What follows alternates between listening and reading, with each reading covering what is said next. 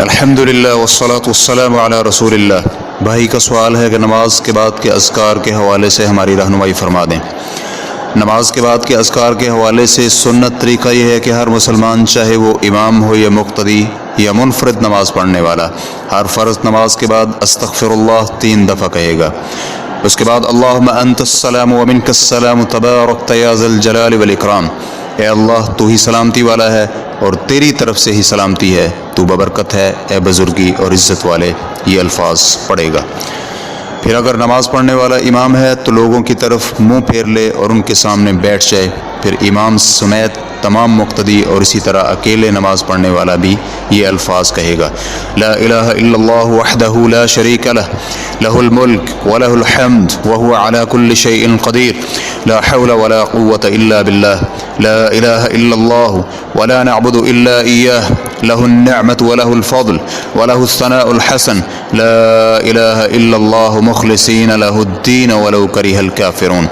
اللہ کے علاوہ کوئی حقیقی معبود نہیں، وہ اکیلا ہے، اس کا کوئی شریک نہیں، اسی کے لیے بادشاہت ہے اور اسی کے لیے تمام تعریفیں ہیں، اور وہ ہر چیز پر قادر مطلق ہے۔ اللہ کی توفیق کے بغیر گناہ سے بچنے کی طاقت اور نیکی کرنے کی ہمت نہیں۔ اللہ کے علاوہ کوئی حقیقی معبود نہیں، ہم صرف اسی کی عبادت کرتے ہیں، نعمتیں اور فضل اسی کی ملکیت ہیں اور بہترین ثناء اسی اللہ کے لیے ہے۔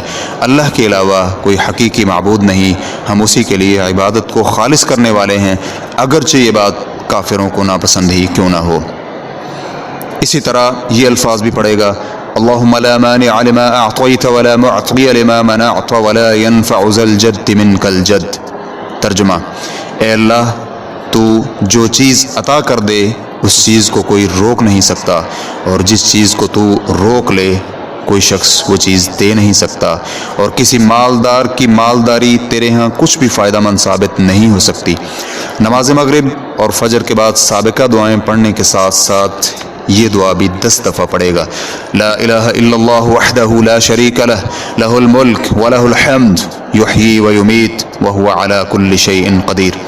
اللہ کے علاوہ کوئی حقیقی معبود نہیں، وہ اکیلا ہے، اس کا کوئی شریک نہیں، اسی کے لیے بادشاہت ہے اور اسی کے لیے تمام تعریفیں ہیں۔ وہ زندہ کرتا ہے اور وہی مارتا ہے اور وہ ہر چیز پر قادر ہے۔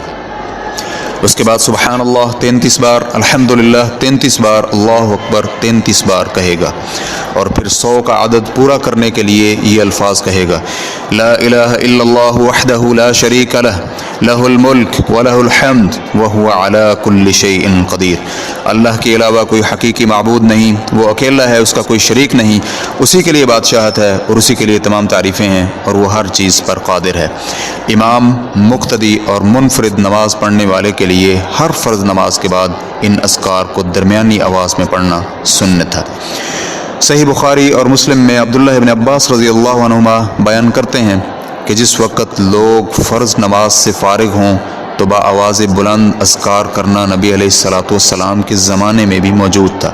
عبداللہ بن عباس رضی اللہ عنہما مزید کہتے ہیں کہ میں جب ان کے اذکار سنتا تو جان جاتا کہ انہوں نے نماز کا سلام پھیر لیا ہے۔ تاہم یہ جائز نہیں کہ سب کے سب بیک زبان ذکر کریں، اس لیے ہر شخص اپنے اپنے اذکار پڑھے گا اور آواز ایک بنانے کی کوشش نہ کی جائے، کیونکہ بیک زبان ذکر کرنا بدعت ہے، شریعت مطہرہ میں اس کی کوئی دلیل نہیں۔ پھر اس کے بعد امام، مقتدی اور اکیلا نمازی سب کے سب آہستہ آواز میں آیت الکرسی پڑھیں گے، اور پھر سورۃ الاخلاص، سورۃ الفلق اور سورۃ الناس آہستہ آواز میں پڑھیں گے۔ تاہم مغرب اور فجر کی نماز میں یہ تینوں صورتیں 3 دفعہ پڑھیں گے۔ اس بارے میں صحیح دلیل موجود ہونے کی وجہ سے اسی انداز میں پڑھنا افضل ہے۔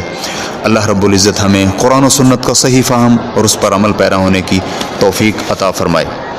اسلام QA ریکارڈنگز، مؤسسۃ الشیخ صالح المنجد، المملکۃ العربیۃ۔ فتویٰ نمبر 131850۔ والسلام علیکم ورحمۃ اللہ وبرکاتہ۔